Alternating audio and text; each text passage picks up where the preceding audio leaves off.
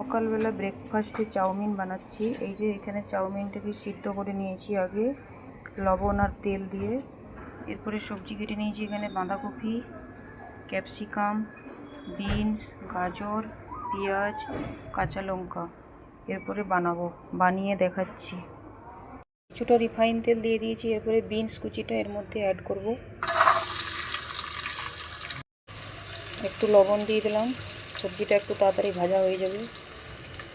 এরপরে গাজরটা দিয়ে দিলাম।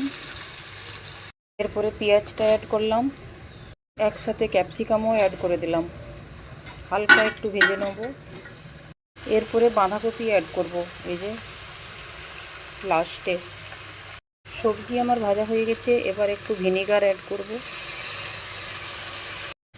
এবার চাউমিনটা অ্যাড করে দেবো।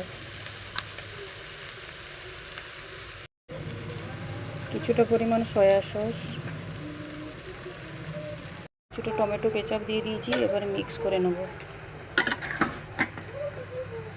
পুরোপুরি রেডি হয়ে গেছে আমার চাউমিন।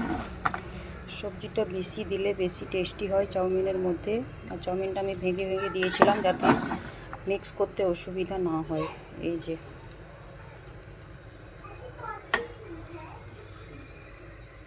যে পুরোপুরি আমার চাউমিন রেডি হয়ে গেছে। প্লেটে নিয়ে নিয়েছি খাওয়ার জন্য।